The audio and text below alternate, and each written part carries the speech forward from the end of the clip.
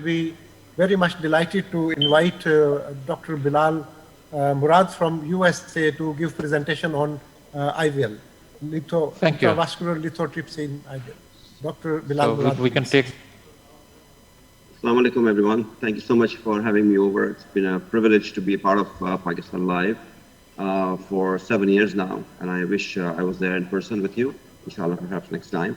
Are you all able to see my slide?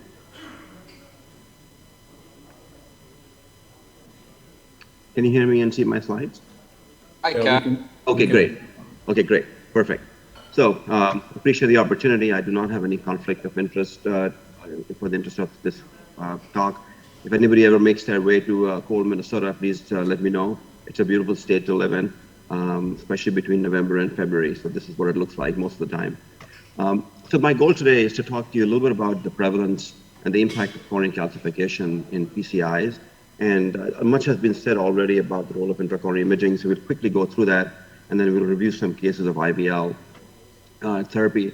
Now, this is what all of us know as rotor-regret. When we see an angiogram, we see a short focal lesion, we can see the calcium, but we feel that we can get a balloon to go down. And many times, admittedly, the balloon will expand enough that you can actually get a reasonable result. But many times, these balloons do not expand, and despite putting a stent in, you can be behind with an underexpanded stent, and very high pressure inflations can lead to coronary perforations.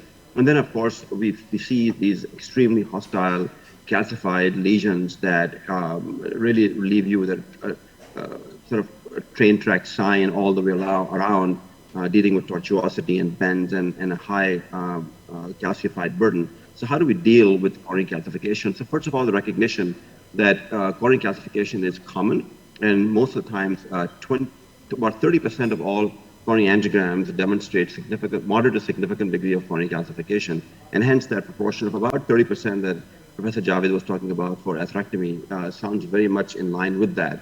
And we do know that as the amount of calcification increases, as shown by this purple bar, the adverse outcome actually increases. So it's very important for us to deal with it, because the consequences of leaving coronary calcification untreated is the device doesn't deliver adequately, the balloons do not expand properly, the stent, when it does get deployed, is frequently deformed and gets delaminated. The stents are underexpanded because of the calcium that has just simply chokes the stent expansion. And of course, when you try to do very high pressure, aggressive inflations, it can lead to these catastrophic coronary perforations. So again, I feel that imaging is absolutely critical.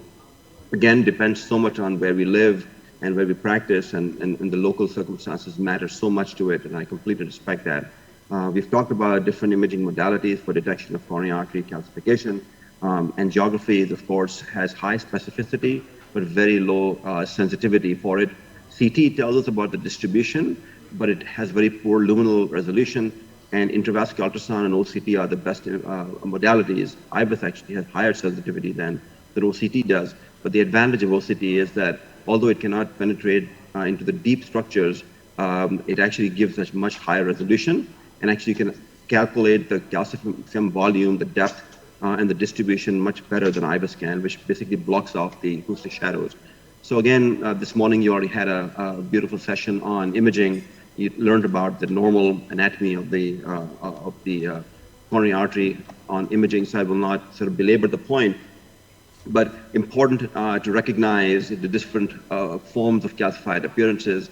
I know Asim Javed is in the audience, and he's one of the experts in Pakistan in this area, has done so much in training everybody else, that recognizing what does calcium look like. On IVUS, of course, it shows up as a high density signal with a dropout, but in OCT, it's actually a low intensity signal, the well demarcated region, and described as either a sand trap or a popcorn appearance.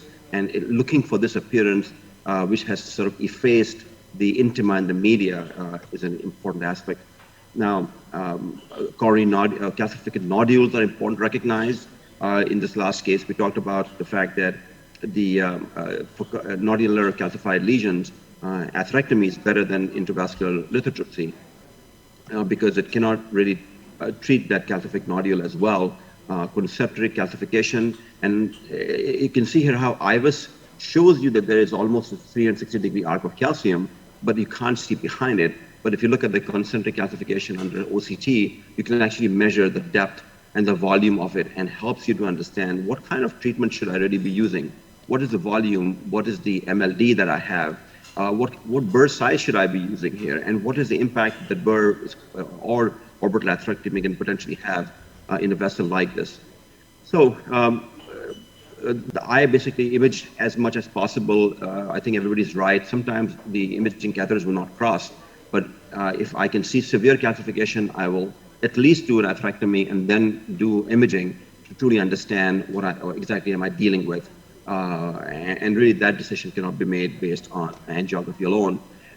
Imaging allows us to decide whether it's a fibrous lesion, is it fibrofatty, is it a calcific lesion which requires shock wave or atherectomy, or is it just a necrotic core which you should leave alone? So I think the plaque morphology really helps us to decide whether it's a deep, which will require either scoring or cutting balloon or intravascular lithotripsy, or if it's superficial and nodular, in which case IVL won't work, but then the other therapies will do.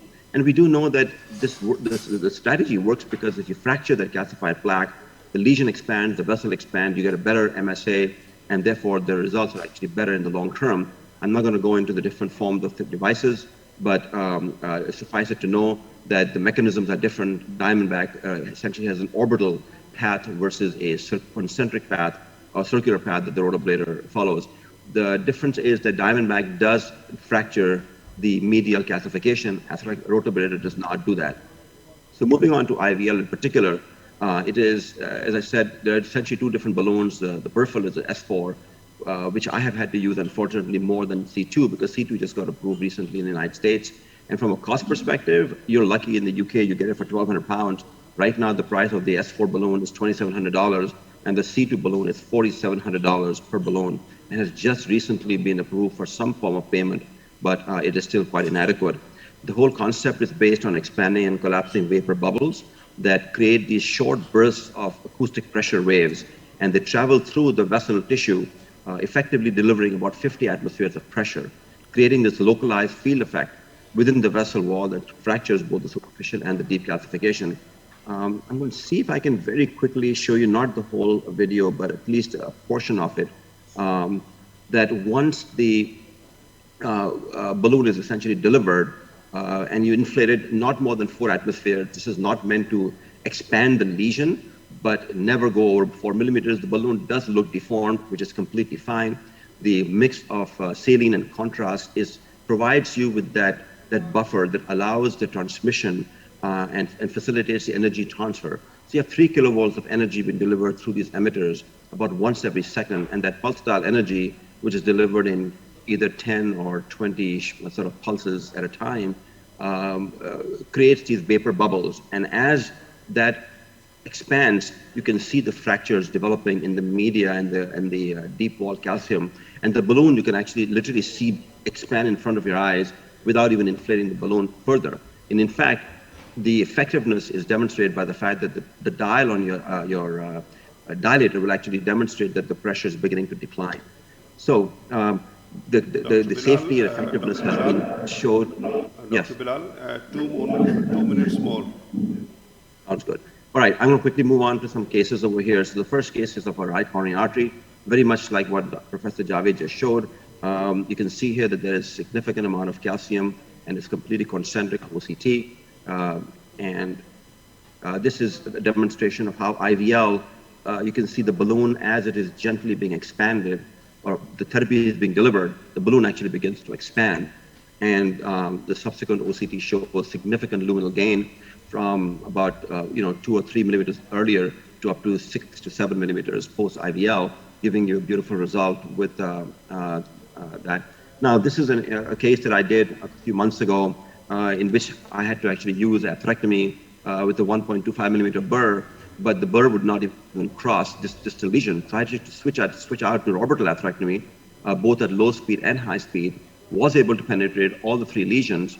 But after that, because the lesion vessel is so big, that there was no way that I could atherectomize it properly. See, despite using a 2 millimeter burr, there was this persistent calcification that allowed me to deliver a shockwave balloon, a 4 or 40 shockwave S4 balloon, and then delivery of a 4 or 5 millimeter stent with 5 non-compliant balloon resulted in that stent expansion. Even in critical cases, this is a case that I did when patient actually had a cardiac, having a STEMI shortly after having bypass surgery, was in essentially hemodynamic collapse, needed Impella catheter, all the bypass grafts had occluded, and what essentially I had to do was to perform a 1.25 millimeter burr to be able to deliver. I did not have the C2 balloon at the time with me, but that allowed me to use a 2.5 balloon, a 3.5 long, 4-0 shockwave balloon, and then followed by stenting of the LAD, atherectomy and shockwave of the left main and the circumflex.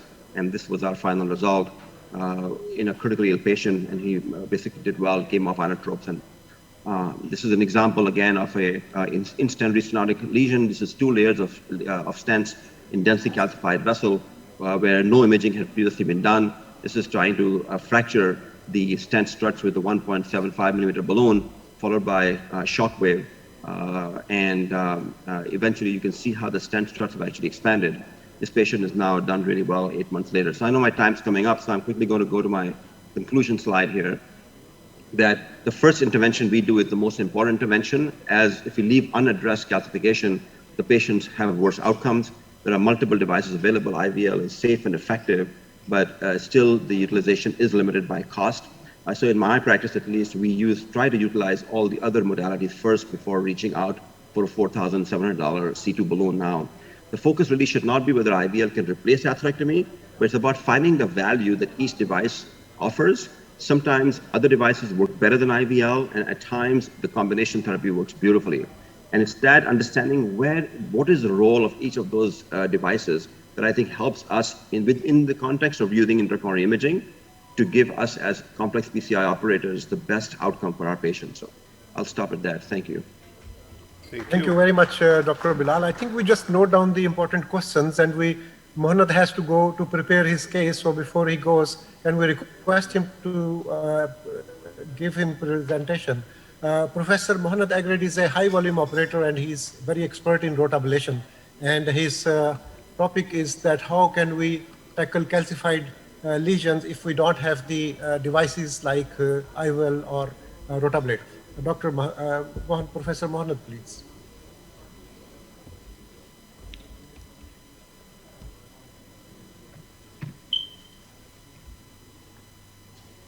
We can see your slides, but no sound. Are you mute? I think you are mute. You are muted. Yes. Right. Well, thank you for the organizing committee for this opportunity, and I've been part of the Pakistan Life for a few years and quite enjoyable. So thank you very much. My task is to talk to you about how you deal with the calcified lesions if you don't have any atherectomy devices. These are my conflict of interest. Actually, I'm going to go to the, okay. So basically, I thought the answer should be easy because he's referring to somebody who has atherectomy devices, or better obtain one and try to train and use it.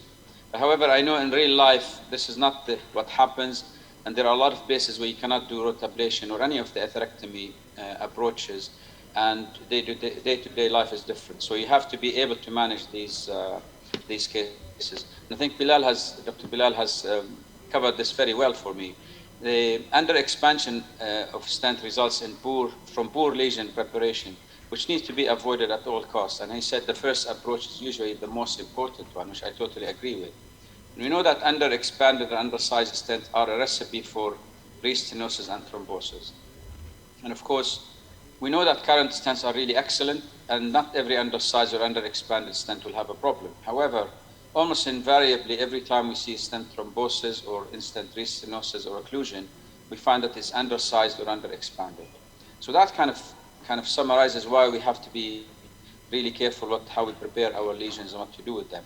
And of course, with the aging population currently, there's a lot of diabetes, renal disease. And you guys, particularly in Pakistan, I've seen this in many places also. There's a lot of calcification in the coronary artery. And if you have a suboptimal result, you will end up with a problem in the future. So preparation is quite important. Aging population, this is around the world right now. I show you what we have here in the UK, for instance. If you look at the right side of the screen or the diagram, we do have people more than 80 or more than 90, quite sizable portion. These don't come with a very easy artery to treat. Quite often you find these very, very calcified, and really you have to be prepared to deal with them no matter what. And of course, if you prepare your lesion well, that will facilitate the procedure success and will enable the lesion access. And we know that plaque modification, whether with atherectomy or with any other devices, will make the complex simple and change the lesion compliance, will minimize the vessel trauma and give you a good MLD at the end, which reduces the future complication of stent thrombosis and stent restenosis. So we go back to what we say. If you have the equipment to deal with this, that's fantastic. But if you don't, then you really have to have an algorithm and a systematic approach to make sure you achieve the best for the patient acutely and on the long term, which is the most important part. And of course, this is the current modification approach. There are multiple things you could go through. Non-compliant balloon is usually what most people will resort to at the beginning, cutting balloons, scoring balloons. And of course, there are some advanced approaches that probably for high volume or kind of highly experienced operator in CTOs or so on, by using the subintimal space. And I'll come to that in a minute to explain what that means. The rest of the approaches, rotablation, orbital atherectomy, laser, and IVL, as you've seen, are there, but they're not available in every lab. So what is the systematic approach and what kind of things you could do if you don't have any of these? I try to summarize this from my experience on what you can do, and I'm sure other operator and other colleagues will have maybe something different that might be added, but I thought this is what can be done. The first approach, and of course these are interchangeable. They don't have to be in this order. You could go jump from non-compliant to maybe cutting balloon or so on. But non-compliant balloon at high pressure, there's something called a wire cutting technique. You could, I have used simultaneous double non-compliant balloons. OPN is available on the market, cutting balloons and scoring balloons. And of course, some special catheters can modify the calcium and cause some fracture in it. And when you use the balloon after that, you're able to deal, like the Turnus or the Turnpike Gold. The Granadoplasty we have used many times for CTO particularly, but you could use it in calcified resistant lesion. Important thing to size the balloon correctly, and of course the subintimal approach. And whatever you do at the end, before you deploy the stent, I think it's important to make sure that the lesion is well prepared. And that's by testing by a one-to-one balloon that will tell you that it has been prepared and the balloon will expand nicely before you put your stent in. So if we go through this, the non-compliant balloon, everybody will reach to it. And that's usually reasonably successful in some cases, but sometimes if there's a lot of calcium and resistant lesion, might not work. So go to the second one, which is the wire cutting technique. Basically, you put 2 wires in, and sometimes you could put 3, and you deliver your balloon very close to the lesion. If it doesn't pass the lesion, even by inflating the balloon in that area, you'll be able to cause some cracks and some effect on the lesion and the calcium. And then slowly, almost like an inchworm approach, you deal with this lesion slowly, and then you could affect it and dilate it properly. If this doesn't work, you could go to what's called the simultaneous double non-compliant balloon. You deliver 2 wires, obviously, and take 2 smaller balloons. Let's say in a 3O vessel, you could take 1.5, 2 right next to each other. And the way this works, and I've had quite a good success with this, if I went ahead before using any rotablation or something, you put 2 balloons right next to each other, and because they inflate and cause uneven pressure, you end up affecting the lesion and affecting the calcium, and that helps you to prepare it and dilate it properly well. But you have to be careful in terms of the sizing. It has to be a smaller size rather than going gun-ho and a bigger size, and not to cause any perforation or problems. If that doesn't work, there's the OPN, the high pressure balloons, and these are commonly used. I don't use them myself very often, but people who do, they always say that they work very well. And these could go up to higher pressure, 40, 45 atmospheres. They are a little bulky because they are double layer balloon, and they come with their own indiflator. I always worry a little bit, I suppose, it's recommendation to get a pericardocentesis kit with these balloons, but they are effective and people have used them very well. So that's one option. And of course, we have the cutting balloon and the scoring balloons. The cutting balloons have been on the market for a long time, and now, of course, it has changed, and we have the new version, which is the Wolverine, a little bit more deliverable. They have advantages and disadvantages. They cause controlled dissection because they have those microtome or atheroma on top of the balloon, and they are non-compliant materials, so they don't expand very much. The disadvantage, of course, could be the cost, could be the profile, because they are bulky. And I mentioned this a little earlier when we were talking about the IVL. They are a little bit bulkier than the IVL. You are left with further 2 minutes. Sure, okay. I'll go through this. So, cutting balloon, you inflate them slowly to allow the blades to open up. And with the theory is also you're inflating slowly. With the cardiac motion, the balloon is back and forth going from so it causes a cut in the calcium. Angiosculpt, which is a scoring balloon, it's a laser cut nitinol spiral, causes an effect, and you can see that on OCT very well, and they prepare the lesion reasonably well. In theory, they cause less dissection than other balloons, and I can testify to that because I use them quite frequently. And of course, microcatheters like the turnback bolt, as you can see in the diagram, almost like a screw. It goes through the calcium, and that can crack the calcium, then the balloon would work well with it. The Turnus is an older one, anti-clockwise rotation. It's not as effective, but nonetheless, it could still affect the calcified lesions. Of course, the Granadoplasty, this is, you have to be careful with the size of the balloon. You don't try to take a 1-to-1 balloon. A smaller size, 0.6 or 0.7, you get it close to the lesion and inflate it to higher pressure, so the balloon ruptures, and quite often this will cause a crack in the calcium and allow you to do it. The subintimal approach of the CTO, if you're unable to pass something, you go subintimally, you re-enter distally, and then you crack or crush the calcium from the outside, then you could go on the inside and finish the procedure. This is similar to the CTO approach, but it's only for really experienced operator with this approach, i.e. using the subintimal space and re-entering. And of course, as a conclusion, to be on time, calcified lesion, we know that they are prevalent and should be prepared well. And the pre-preparation is really paramount, because putting a stent in an under-expanded or under-prepared lesion and leaving under-expanded stent will cause complication in the future. Ideally, atherectomy devices, however, preparation can be done using more available approach that's on the market, as we mentioned. And if not well prepared and atherectomy not available, I would think you should think twice about putting a stent, because it might be okay acutely, but in the long term it might not. You might think about referring somebody to someone who can do atherectomy or use any of the other devices. I think with this, I will say thank you very much, and I'll be happy to answer any questions. Thank you. Thank you very much, Mohanad. This presentation really is based on your rich experience in handling these calcific lesions.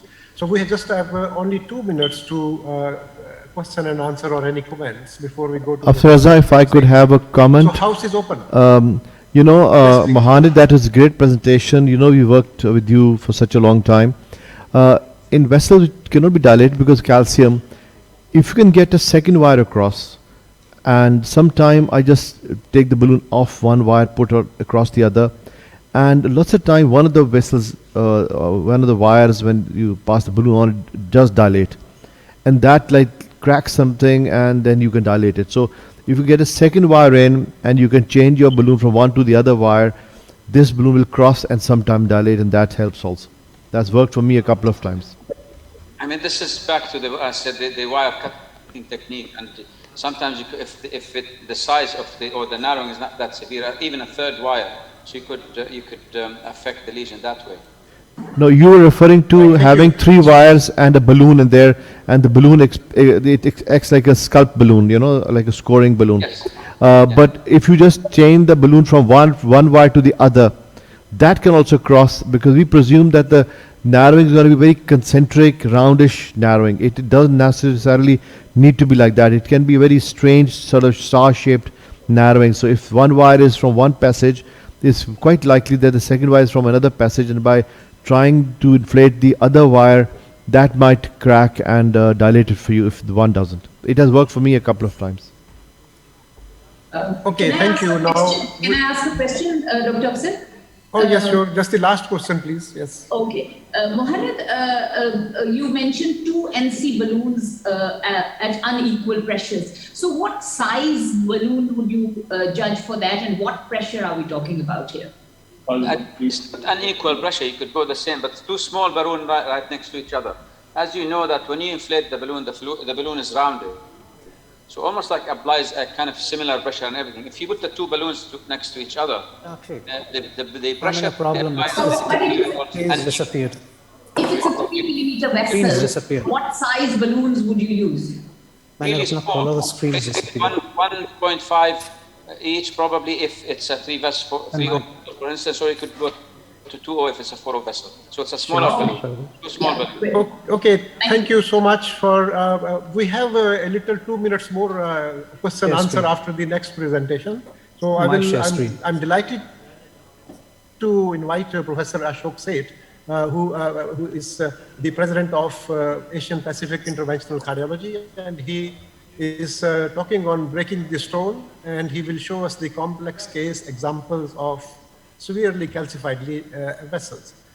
Professor Ashok Seth, are you? Thank you very much. Yes, I am. Can you hear me well? Yes, very well. And we can see the slides also. Excellent, my friends. Great to be with you. Firstly, let me thank you. It's a privilege for me to be presenting to you at the Pakistan Live, and also my compliments and best wishes from the Asia Pacific Society of Interventional Cardiology and the board members, and from India. Must congratulate you on a wonderful meeting. I've actually sat and watched it for the last hour in the middle of my OPD, and I must say I was enjoying it. So the patients are waiting outside because I was enjoying the meeting. Thank you. Those great talks just prior to my talks have put the stage very well, because it set up the concept behind these calcified lesions, as well as demonstrated some of the tools for this. And I'm actually going to take you through highly complex, very severely calcified lesions, which is the purpose of my talk today. So am I on a share? I'm on a share screen, yes, but I'll just go to the slideshow. Let me just see. Yeah, that's it. So now we just have understood that we have a variety of tools for the treatment of calcified lesions. I must say right up front that cutting balloons and scoring balloons and non-compliant balloons, I believe, are meant for mild to moderate calcification. Truly, of the variety of tools, the ultra-high pressure balloons, rotational atherectomy or orbital atherectomy, laser in some cases, and intravascular lithotripsy more recently, are the real tools for severely calcified lesions. And if you really want to arrive at a concept, and certainly many of you in Pakistan and us in India and Asia Pacific region deal with limited amounts of resources at our disposal, we have to create a concept around treatment of severely calcified lesions.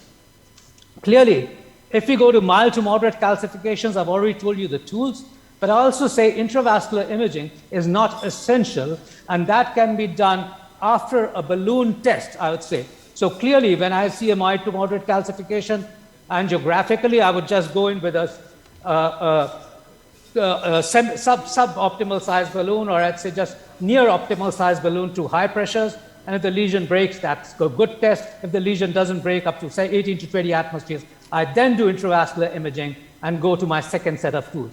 But clearly, for severe calcified lesions, concept is intravascular imaging upfront if the balloon or the imaging catheter crosses. And of course, if it doesn't, then of course, it is to do with atherectomy and then move ahead with imaging. But imaging is a must to plan out the cases, the strategy, as well as to define optimization of the patient, and finally, it also reflects the safety. I'm just going to take you through some difficult cases with this concept. And the first, of course, is in my pre-IVL era, and I'll just tell you about the IVL era, but this is around 2.5 years ago, 84-year-old gentleman, ACS, admitted at another hospital with ongoing chest pain.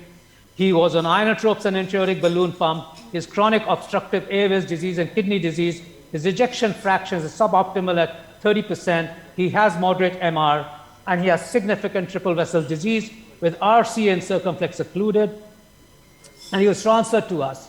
And obviously, he was transferred to us for life-saving procedure. So it was clear that we were going to do it. I'll just show you his coronaries. This is, of course, a 14 French impeller CP being positioned into the left ventricular cavity, and that is his lesion. That's his remaining LAD and diagonal or intermediate structure. Heavily calcified, tortuous in multiple directions, both anterior, posterior, and side to side, is the most difficult calcified lesion that I've ever come across. It was challenging.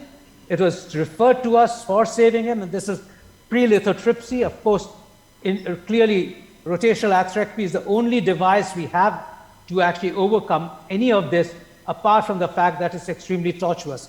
And so this was finally managed to get a rotor wired in, but you can actually see that a 1.25 burr takes 7 minutes and still doesn't get anywhere and just keeps hitting a rock. So what options do we have? This is why I say that we now have to have options beyond the usual. So 7 minutes of burring, what are the options? The options are, of course, we can change to a bigger burr that has a larger ablation area. We can downsize the burr, but we're already downsized. We can change wires. We can increase the speed. We can actually use laser, which we now have, to create some form of a channel, but laser is not so good for heavily calcified stenosis. We can't use orbital atherectomy here, but we can certainly burst balloons. And that was well covered by Professor Egred in his previous talks. So starting with, and by the way, it's very important that after 5 minutes to change the burr to because the burr areas, the diamond crystals will get filled up and the burr can get smoother. So we did change the burr. It went up to 15 minutes, still no crossing. We started bursting balloons, 1.1 millimeter. 6 balloons were burst at high pressures, gradually escalating. And then finally, we got some purchase of rotational atherectomy as we came back to rotational atherectomy. The 1.25 burr, thereafter, another 10 minutes of rotational atherectomy was performed. By this time, we were 2.5 hours into procedure, and you'll just see that this burr crosses. Now, in the present era, as this burr would cross, we would absolutely use an IVL to do our rest of the job. But in that era, of course, this is just 2.5 years ago, we then went to a 1.75 burr, which took another 5 minutes in that extremely tortuous anatomy to finally give us this result. And then, of course, 2 stents were implanted into this vessel. As you can see here, the 3 long stents were implanted, getting an extremely good result on this huge vessel. There was an occlusion of a branch, which we then revascularized. This patient stayed on impeller for the next 3 days and then improved. But then coming to the shockwave era, I want to emphasize a very important point. Of course, if we introduce the shockwave era into our own country with the introduction, which a CHIP CTO meeting, which I do every year in January, and last January 2020 is when I introduced the device into the country. And then this is recently my latest, in fact, this is the latest editorial I wrote up on the CTO, on the IVL, as we start the IVL India, the Shock India, largest 1,000 patient registry in the real world. Now, these are, of course, the best practices I would put down for IVL now, having done more than 100 cases of IVL in this 1 year. But I would just emphasize a few points. Of the devices that we use, remember, they're not mutually exclusive. They are actually complementary to each other. And often in the most difficult circumstances, we don't differentiate between devices. We use device for that particular lesion and a combination of devices, which means that this is a patient you see using a rotational atherectomy followed by IVL, followed by ultra high pressure balloons. So this is a failed patient at another center. They could only get a stent into the mid segment of this RCA. The distal lesion could not be opened. You can see it's highly complex. It goes upwards. It's a shepherd's crook. And of course, it is heavily calcified. You can't differentiate stents from those rocks. You got an ultimate support here. You can see a long sheath here. You can see a AL1 guiding catheter. There's a Grand Slam wire, and there's a guide liner. That's the ultimate support one can actually have. No balloons would cross the distal lesion. That had failed at the other center as well. So a microcatheter would not cross. Of course, that was then changed to either we could do as a laser or rotational atherectomy. We went on to rotor wire and then rotor-bladed this segment. This was followed by, of course, imaging, which demonstrated after balloon dilatation, which demonstrated to us all forms of calcification, nodular, 360-degree arc, undilated lesion, instant restenosis, and intrastent restenosis and undilated stent. After a 3-point shock wave going all the way up, followed by another stent implantation, and then imaging, which demonstrated to us underdilated stents despite shock wave, going up to 4 ultra-high pressure balloons at 40 atmospheres, followed by a 4.5 ultra-high pressure balloons at 40 atmospheres. We then had a good final result on this lesion. Yes. You are left with further 2 minutes. Okay, great. I think I will go on to, I think I could, yes, I could then sum up. Again, complex lesion in a 77-year-old male, severely calcified. You can see the right angle, in fact, obtuse angle takeoff of that circumflex. Imaging obviously is not possible up front. I did decide to rotablate the LAD and the circumflex in this case. Finally did manage to navigate a wire into the circumflex and change that for a rotowire. And having rotablated the ostium of the circumflex, was able to image this vessel both in the LAD and the circumflex, having done, of course, rotational atherectomy on both. IVUS examination revealed to us a lot of extensive deep calcification. So that was followed by IVL 3 millimeters into both LAD and circumflex, 2 different IVL balloons. There was a balloon rupture, and by the way, earlier this issue was raised. The C2 actually consists, the newer generation consists of a thicker balloon material which doesn't allow IVL to rupture easily, and that's the one, while the profile of the IVL has not gone down, it's gone up by 0.01 inch. Of course, IVL was done in the LAD, followed by a mini crush single stent technique, mini crush single kiss technique. OPN balloons, by the way, I find them better than non-compliant balloons because they don't enlarge at all. A final kissing balloon inflation with 2 OPN balloons, followed by a pot, led to an excellent result in this patient. And of course, intravascular imaging demonstrated extremely large lumens of ostia of the circumflex, ostia of the LAD, and the left main. I won't take you through this chip case because I could take you through many instances of situations where this is, but I will take you through one situation. Of course, now we do single access impellers using both the sheath as well as a impeller CP sheath as well as a 7 French sheath through that. I just want to show you one brief case which is very exemplary and perhaps has not been seen before, and then we'll come to my conclusion. The case demonstrates that even grafts can be severely calcified, as you will note here. And this is a case in which a graft was treated at another center. This is a big piggyback graft, and you can actually see that the person could not cross it, and therefore he did rotablate this graft. And after rotational atherectomy, a drug-eluting stent was implanted into this graft with ultra-high pressure dilatation, leaving behind residual stenosis. Couldn't be dilated any further, so that was left behind, came to me with a new stenosis distally, but also in-stent restenosis. This graft was imaged, and after imaging was actually found to have both a new lesion with the intimal hyperplasia and certainly a calcified nodule and circumferential calcification. Well, cutting balloon dilatation, followed by a drug-eluting balloon, followed by intravascular lithotripsy all the way across the graft, even at that nodule, and 60 pulses were delivered at that nodule. You can see that the nodule is flattening.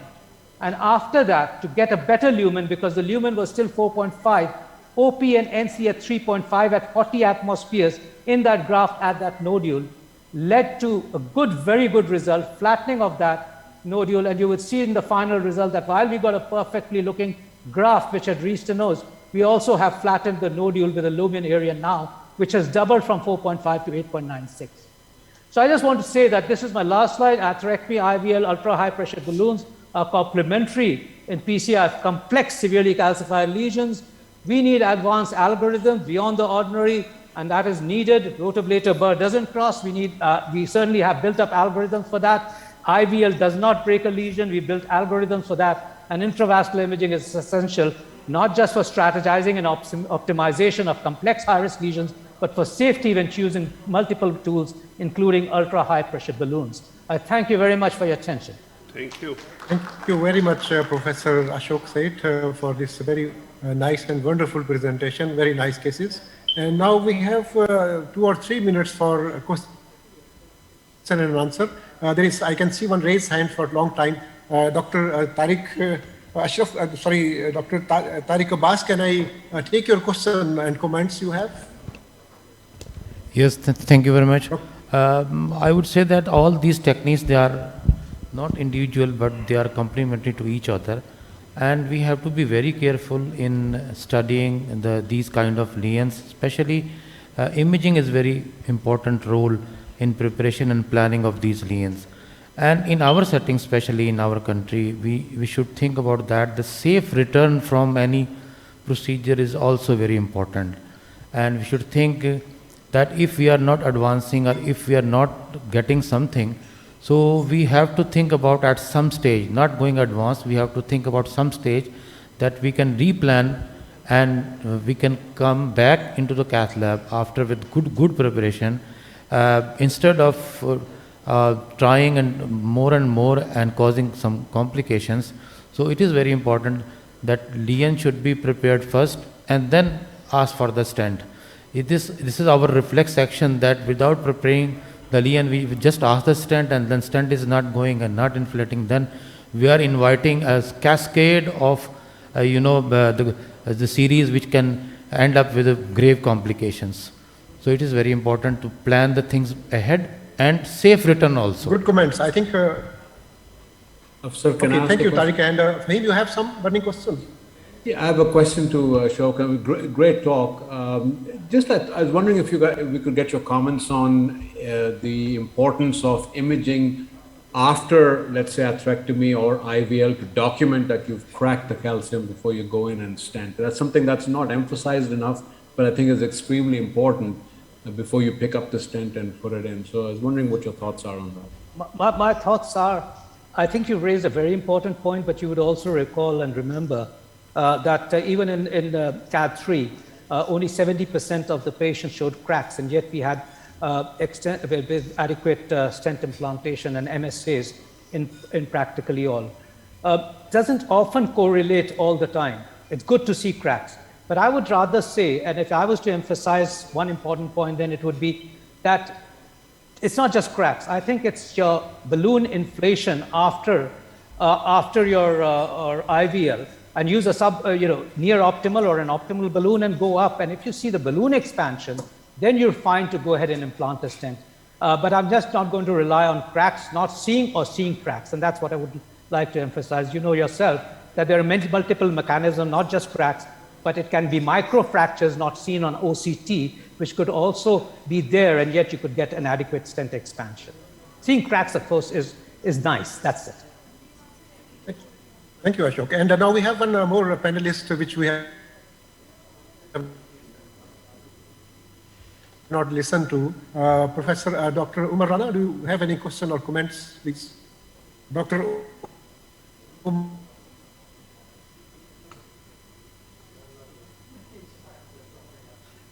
Umar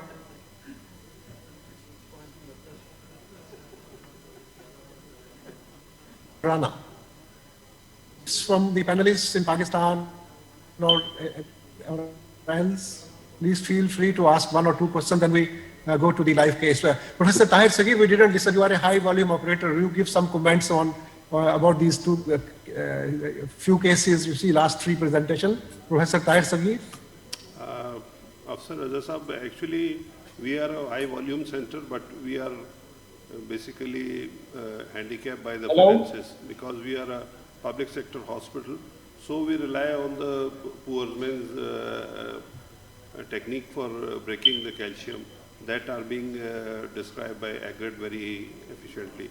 So very nice. We do have rotablader, but at last we will go for the rotablader if we get some clue from doing IVUS, and then we go for the rotablader. That is good. Yes. So, Afsar Raza, if I may make a comment, some great cases. Yes, please. Some great talks and some really wonderful presentations.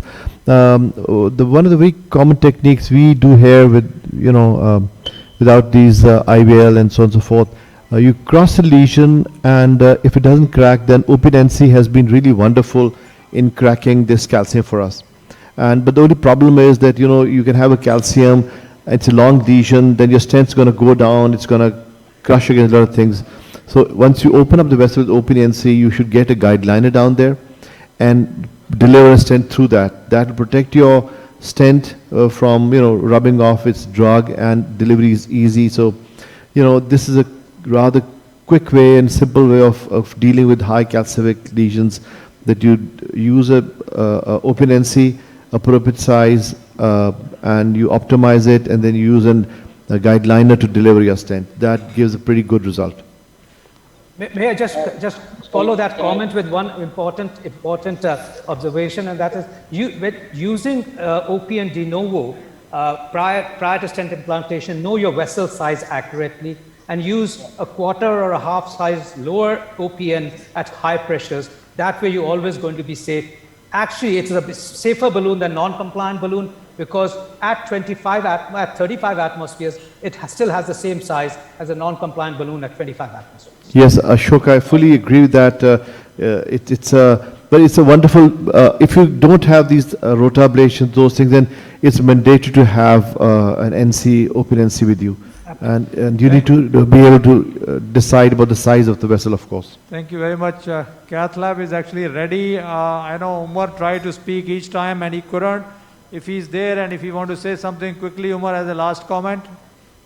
I'm just going to make one very brief comment. We've had some fantastic presentations and excellent case. My only message for any juniors who are learning these atherectomy techniques is that you should know your limits, you should know when to stop, and you should be familiar with international algorithms which have been published by international societies. I do not believe in any individual algorithms because that's where the problems arise. You should always follow international guidelines and algorithms and know when to stop and when to refer to a center which caters for these atherectomy devices. And my final question to Professor Ashok Seth is that in your experience, sir, what is the frequency, prevalence, or incidence rather, of slow flow with IVL, with using such bulky balloons? Because the mechanism, as I understand, I have no experience with IVL, is that you're fracturing the calcium. And so what is the, how many times have you come across slow flow or no flow in such lesions? Thank you. Firstly, let me compliment you on your first statement. I think that was a great message to all the youngsters. Wonderfully said. The second aspect is, it's absolutely rare. In my experience, nil. But if you go into a calcified lesion in a patient who's recently had an MI or an ACS with, in a long lesion, there could be some thrombus, you may get it, but with fracturing calcium, you actually do not get no flows and slow flows with IVL. That's full stop, it's zero. All right. I think now the cath lab is ready, so I'm sorry, apologize just to interrupt that. And can we go to the cath lab of the Heart Institute for the next live case? And Professor Tahir Sagir, would you like to moderate this, or you want me to continue? Sure, I would. Okay, now we are live from Taba Heart Institute. I believe Dr. Asad Pathan is there.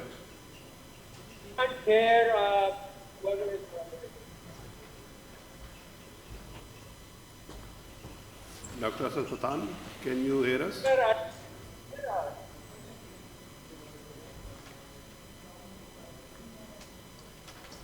Can we increase the volume of Professor Tahir Sagir, because we hardly listen to him and he is moderating this case. So please, can you please fix the mic of Professor Tahir Sagir? Now it's improved.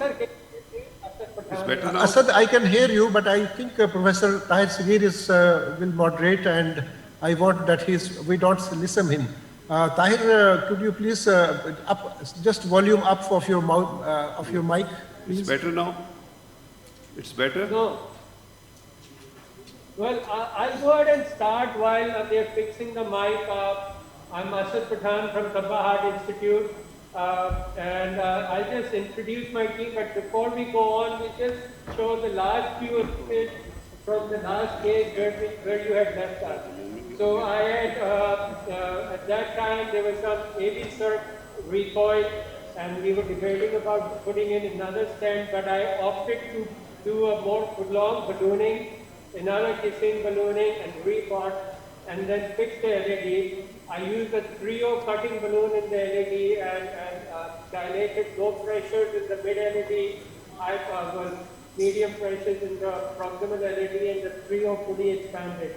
I did 3 IVs at that time. I put in 2-tone giant stent, post-dilated them with a 275, 325, and 375 balloon, re-IVs and went back and re-balloon.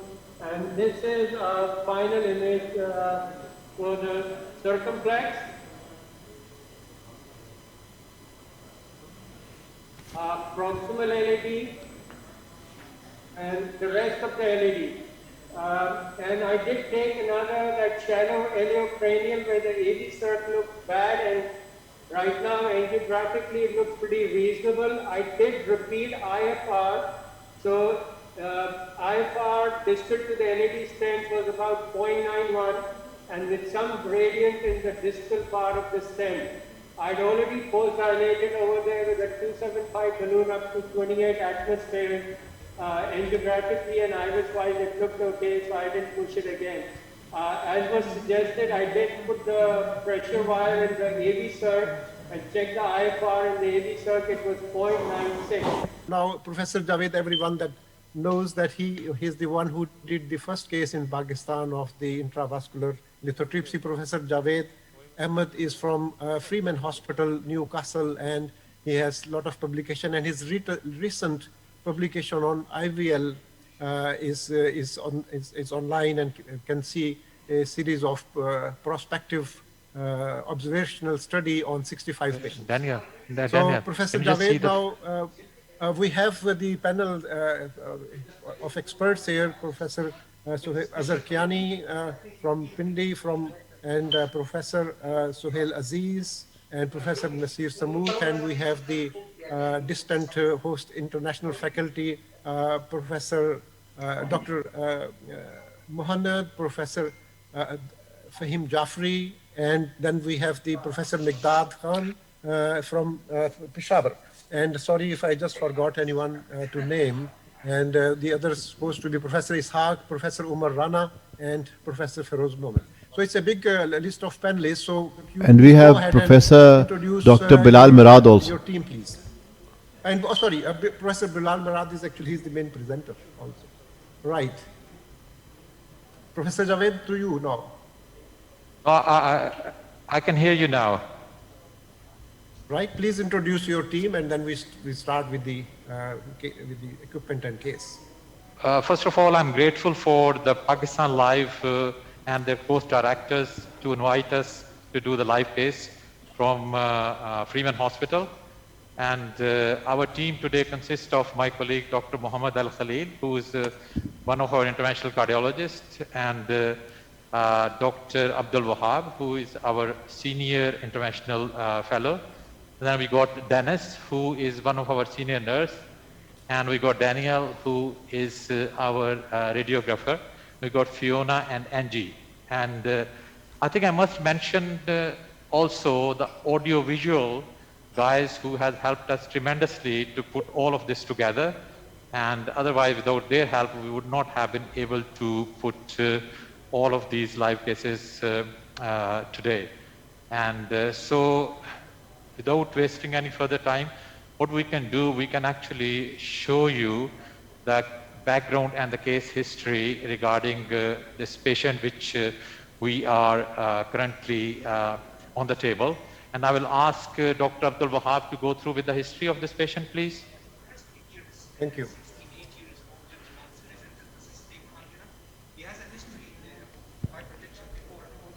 Javed, sorry, Dr. Abdul doesn't have a microphone. You're probably going to have to do it, or he needs a microphone. He cannot be heard. Can you hear me, Javed? Yeah, I can hear you. Yes. Dr. Abdul Wahab doesn't have a microphone, so we can't hear him. Yeah. He presented like 2 years ago with stable angina, which is getting worse with the time. Like the last few months, it became worse in terms of frequency. We had a recent angiogram show that there is some moderate instenotic stenosis in the RCA, and there's tight proximal calcific lesion in the RCA. The left system is mild as well. I can show you the picture we have. Can you see the angiogram, please? Yes, we can see the right coronary artery. Do you mind just summarizing the case, because we couldn't hear most of what he said? Oh, Yeah, sorry. because This is. I will actually go through it again. This is a 68-year-old gentleman who recently presented with stable angina, and previously he had PCI performed in 2002 with one of the old generation stents. He had initial CT coronary angiogram which showed diffuse 3-vessel disease, but among the findings, the most prominent lesion was a diffuse calcific disease in the right coronary artery. So he had invasive coronary angiogram. That was about a few weeks ago, and that we can put it on the screen. I'm sure can you see it?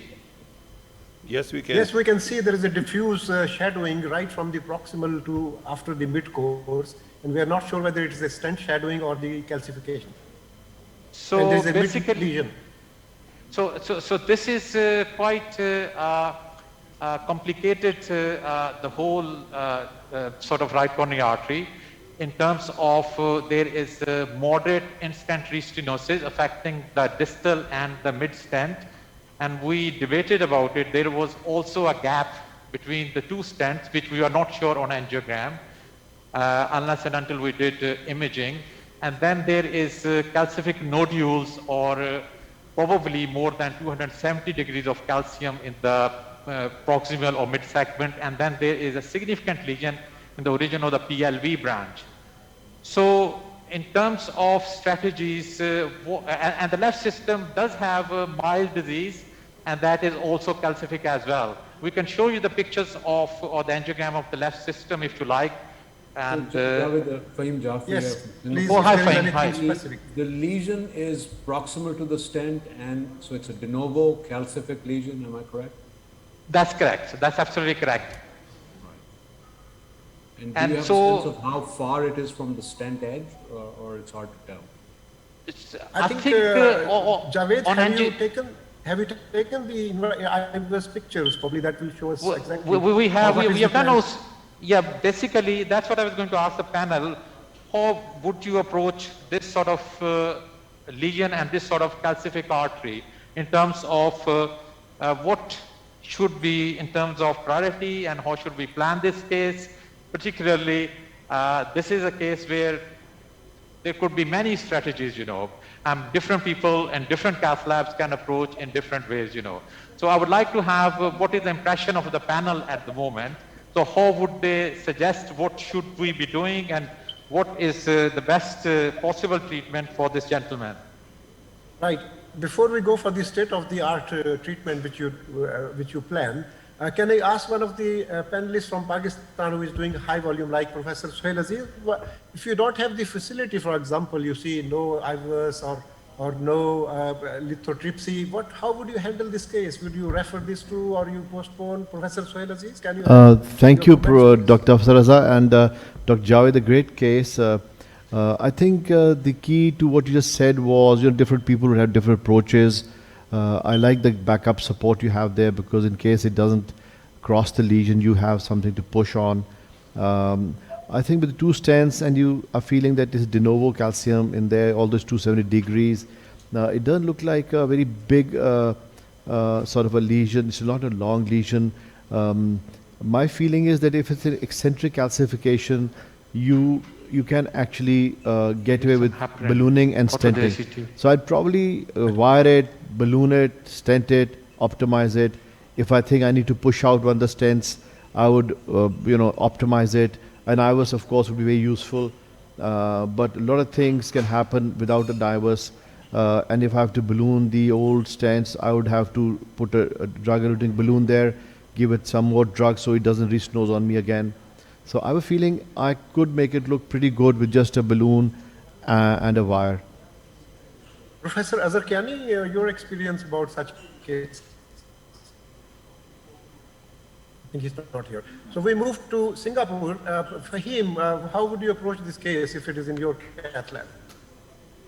Thank you. So I think it's a great case. I mean, off the bat, I would be inclined to image it for two reasons. One is to know what's going on in the actual stent. Secondly, to know what's going on, the morphology of the lesion. Is it nodular calcium? Is it eccentric calcium? Is it concentric calcium? And then third, really to know how far it is from the original, the previous stent. I suspect it is likely to be nodular calcium just by the way it looks. My approach would be very high probability that I would need to use atherectomy, but I would test it with the balloon first. If it dilates well with the balloon, you may sort of accelerate to a cutting balloon and a high pressure balloon. But my gut feeling is that this may need some sort of atherectomy. The other option is IVL, but IVL tends to not work well with nodular calcium. And if the IVUS shows concentric calcium, then you're more likely to get a better result with IVL. Thank you. Now we come to what Americans do, Bilal. You're from United States, and what is your thoughts about it, the plan? As Fahim recommended, I think that I agree that imaging is actually key to understand the pathology of the vessel and the distribution of the calcification, the depth, the concentricity, whether it's in the media and intima, the adventitia, the length of the plaque. So I think what the actual vessel size is. So I think there's so much to be learned about the vessel architecture and the pathology itself that will really help us optimize so I personally would have done an OCT initially, and then almost inevitably I would use atherectomy of some nature in this particular patient. If I didn't have IVL, I would certainly use the rotational atherectomy and go with the bigger burr, even up to a 2.0 burr, because it's at least a 4 millimeter artery.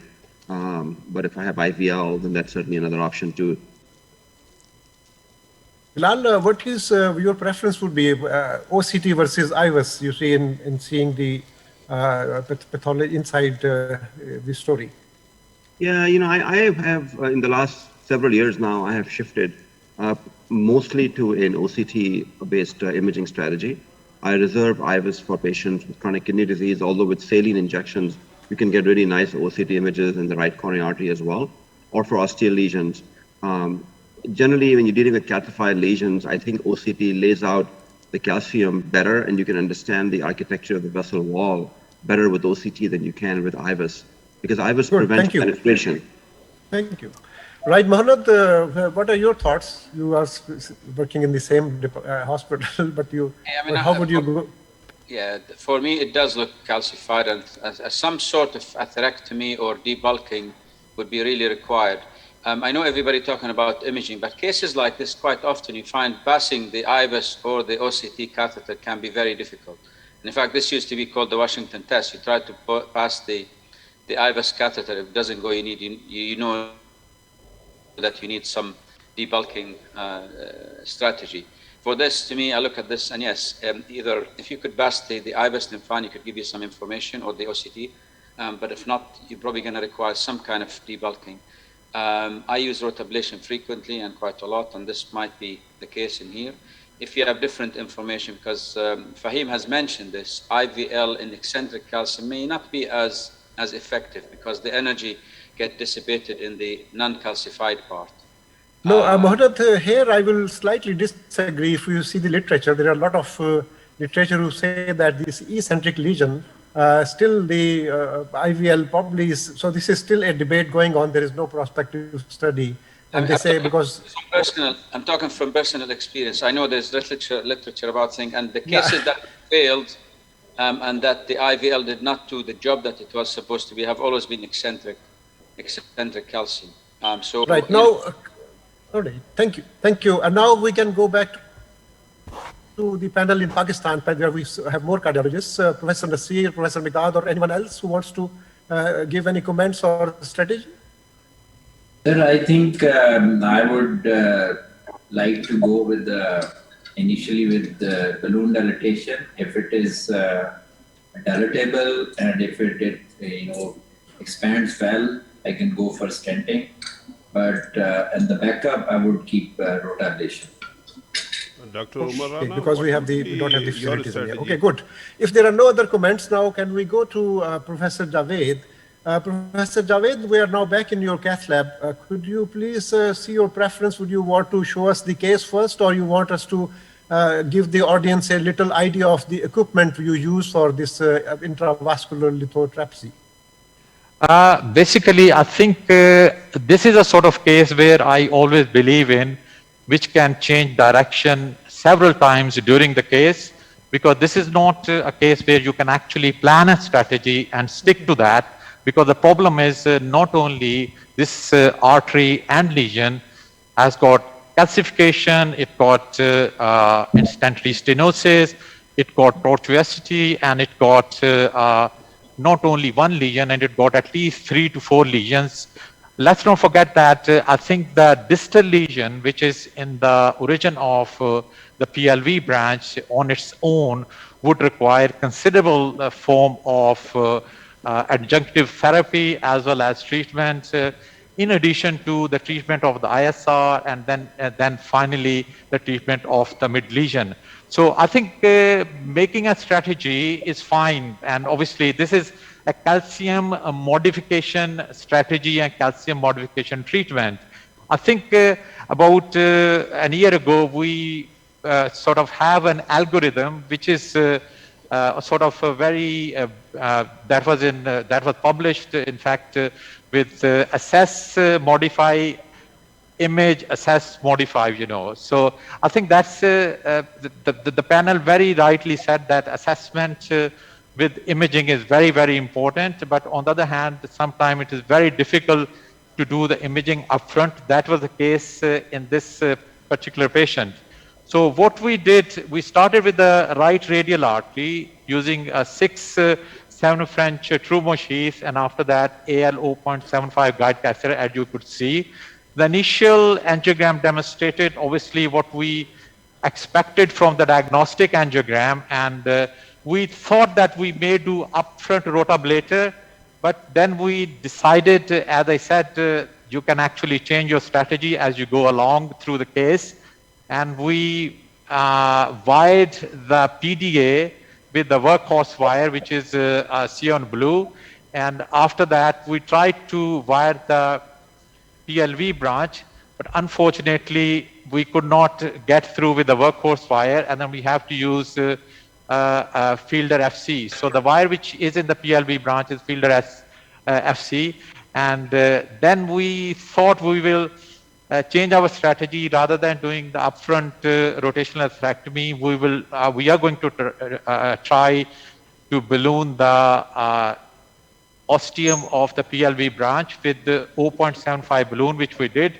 and after a bit of struggle we managed to get through to the lesion, which we dilated it, and after that with 1.5, I'm talking about the distal lesion, and then 2.5, and then we decided that because obviously we got calcium modification strategy, obviously not the rotablator. At some stage I thought that if the balloon doesn't go through the ostial PLV branch, then I could use laser, but unfortunately both of our laser machines are not working, and then anyway we managed to get the balloon through, and we went up to 2.5 in the distal lesion, and then we tried to do the OCT.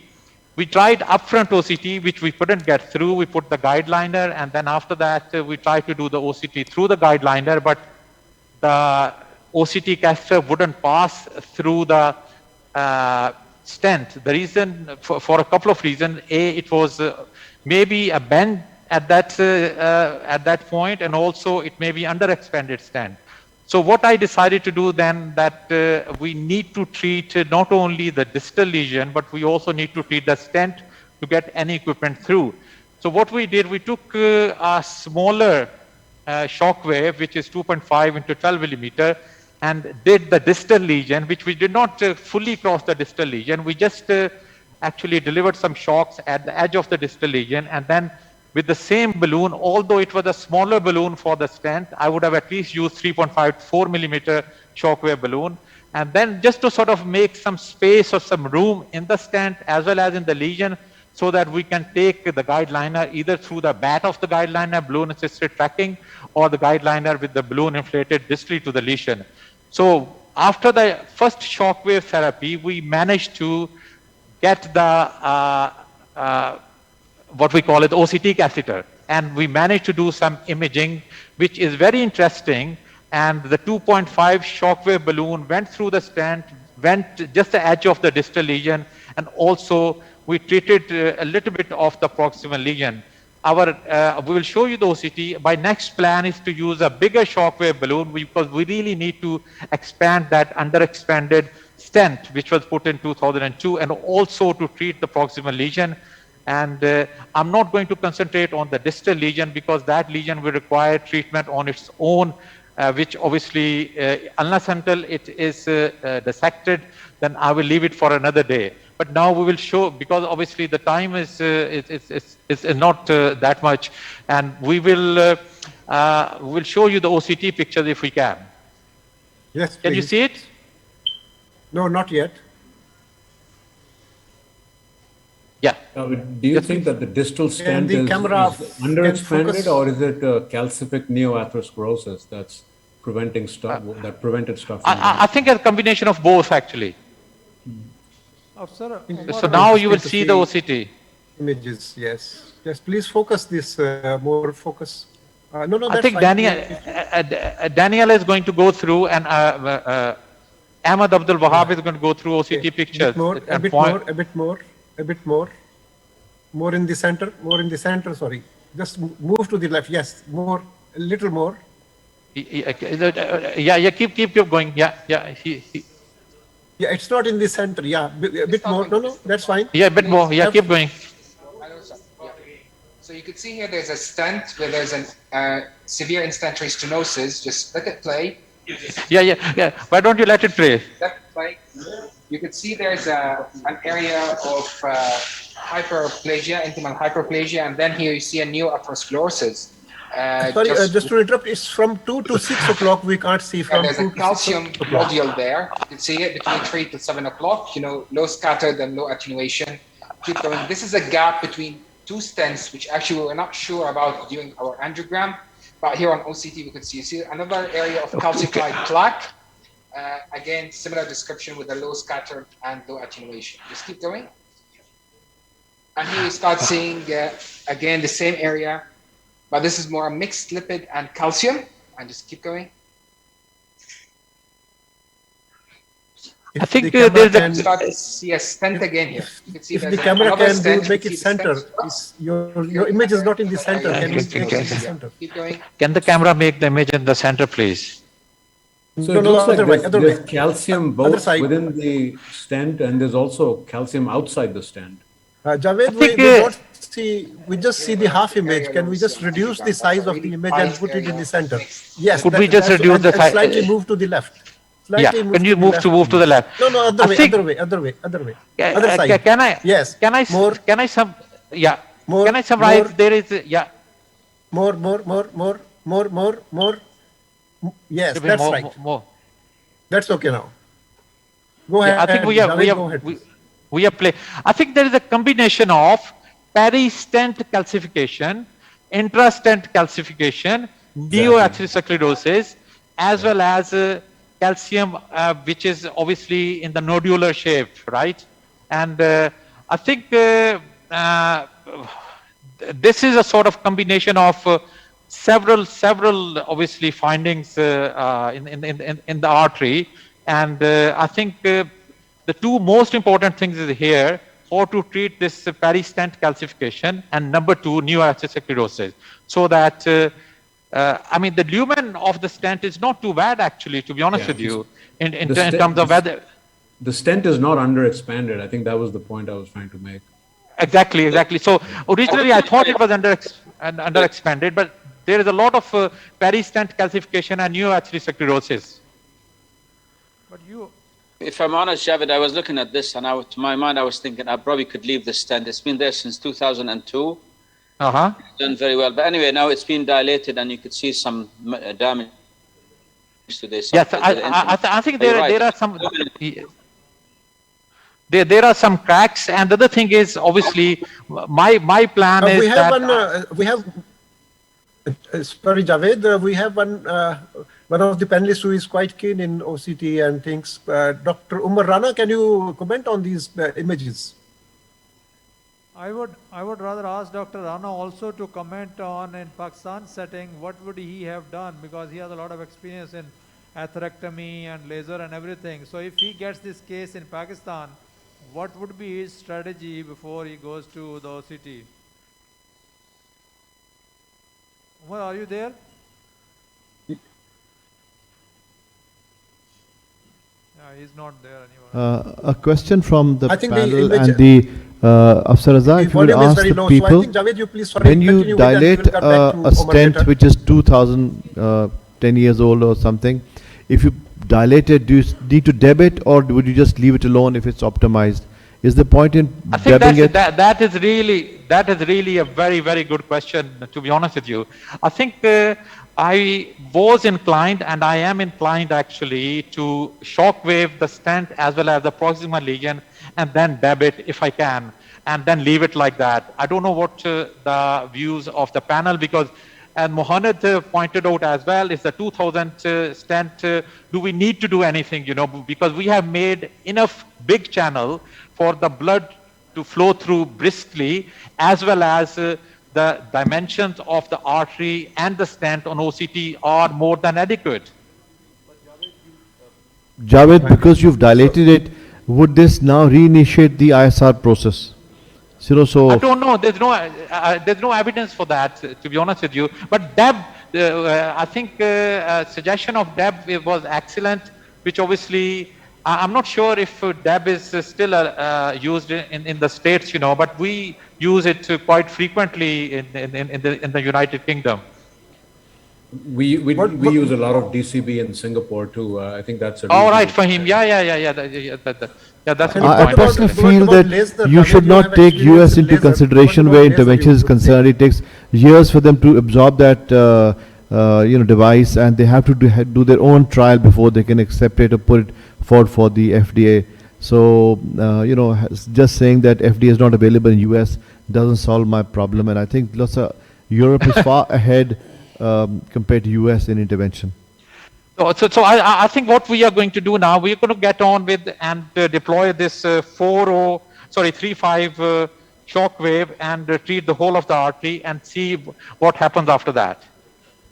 Sir, Umar is there now. Maybe Mohanad, you can hear can I his ask comments. you, Mohanad, that the calcium is largely nodular. Would you still shock wave it proximally, or you think that either laser or atherectomy or just plain old balloon with high pressure ballooning would be the way to go? I haven't seen that very well. As said, my experience with IVL so far, if it's eccentric and much less than 270, I think it hasn't done very well. Laser, I have to kind of just a word of caution. For calcium, is not my first choice.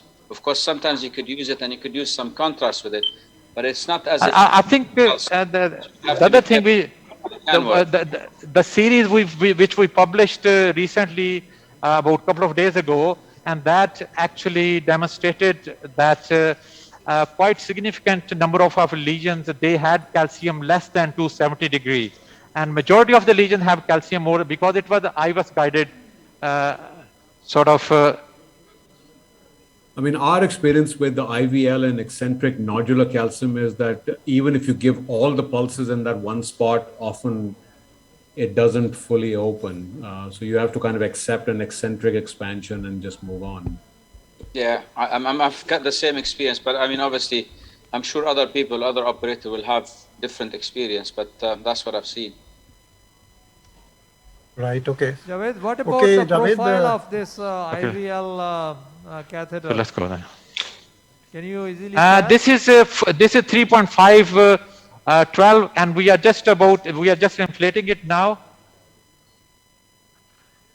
No, Bashir's question was that the profile about the profile of the balloon. I mean, you mean go through with the. Yeah, going through in tight lesions. Are you able I think it is difficult. Sometimes you have to use the guideliner. Could we go there? As I'm using it now. It's quite bumpy, so this is one of the disadvantages. I think the second generation is a little bit better. But still, because it has to have the device. Mohana, this is the second generation balloon. Sure. Yeah, but some people are still using the first generation. Is this second generation available in the market? Because I was saying it is still under trials. Yeah. No, I think this is the second generation improved profile. They say. Okay, that's very good. Because I've used it in a significant number of cases, and you have to really prepare the lesion, to be honest with you, and the combination or hybrid therapy is sometimes become very important. So the main trouble with the IVUS balloon was the profile, and now they have changed, and hopefully this will change the use and probably encourage the more use of IVUS and easy to use also. So there are two forms of the balloon. Obviously, before the United States, the coronary C2 balloon was just approved recently, and before that, the bulk of my experience was actually with the S4 balloon, which is a 40 millimeter bulky, difficult device to deliver and needed a lot more atherectomy prior to this balloon. So this is C2 balloons are much easier to deliver, and I think the delivery is actually easier than most cutting balloons. Generally speaking, if you can get a 2.5 NC balloon in and dilate it to prep the lesion, the coronary balloon should go. I mean, the profile of the IVL balloon is smaller than the cutting balloon, the larger cutting balloon, 3.0 and above. So how frequently you use this IVL in your cath lab, especially in the calcifications? I use it very frequently. My threshold is very, very low, and because the thing is, however, I do not have any high threshold either. If I cannot cross the lesion with IVL, to be honest with you, I just do some form of rototripsy or lasotripsy or something like that, then you need to have this balloon delivered to the lesion for it to perform, to be honest with you. If you cannot deliver this balloon, it will not perform and will not treat the lesion. Right, Javed, what difference did you find between these two, first generation and second generation? Does it make really difference? I think the first, I tell you what, there was a problem with some of these first generation balloons, and that was the balloon burst as well, right? Sure. Dr. Afsar, we are running short of time. You can take further 5 minutes. Okay, right. So just okay. We missed one of our panelists, Dr. Umar Rana from Pakistan, who does a lot of these rotablator and calcific lesions. Umar Rana, are you here to give you your comments on this? No, yes, I am, and I'm listening to this, expert panel of experts, and this fantastic case being broadcast. Sir, can I show you the last angiogram we did after IVL? It's really, really looking very good, even without putting additional stents. Right. Okay. Could we just show you the last angiogram, please? It is here. Can you see that? And the stent is much better. And the stent is now has been treated with the shock wave as well as the proximal lesion and the nodular calcium, and it looks a lot better, to be honest with you. My concern is the distal segment before PDA. What are your thoughts? Anyone from the panel? Distal segments? I think treating that should not be a problem. One could wire the PDA and then the stent probably cross it into the PLV, which is a much bigger vessel. That to me would be the way forward for me. I have a question for Javed. Javed, I have a question. Javed, I have a question. The IVL addresses the deep calcium, and the rota addresses the superficial calcium. And sometimes we burr with the 2 millimeter, but we've seen that even after 2 millimeter burr, sometimes the stent doesn't expand because of deep calcium. So is there a role in combining the two if your index of suspicion is high? Or my philosophy is after you rota, you try and use a 3.0 balloon to post dilate so that if there's some portion which is not opening up, you can work on it. So is there a point in combining? We are just about to submit our data of hybrid, obviously, our combination therapy, and we have looked into various combinations. And I think you have to modify the lesion according to the presence of calcium and assessment of calcium. There was a publication, I don't remember the name, very well described. I think Zayad Ali has actually done a lot of work on this aspect as well, in terms of if you have got 5 millimeter deep calcium and if you got 5 millimeter long calcium, and there is a figure of 5. And I think then you do need some hardcore calcium modification therapy, including either rotational atherectomy, or we don't have orbital atherectomy. Orbital atherectomy is another reasonable strategy in terms of if you got 360 degree of calcium, but obviously the complication rate is slightly higher than the traditional calcium modification atherectomy, which is rotational atherectomy. And I think a lot of people, the problem now is that shock wave, unless and until it is a very low profile balloon, in my opinion and in my experience at least, we would require upfront rotablator at least in about 30% of the lesions you see. Otherwise, you're going to spend thousands of balloons and you're going to spend about what we call it about 3 or 4 hours in doing a case. And so why not just to make the life easy and do the upfront rotablator? And because today we decided that, but the lesion really, we just wanted to show that even without rotablator, how can we just tackle a calcified lesion as well as if there is a calcific stent.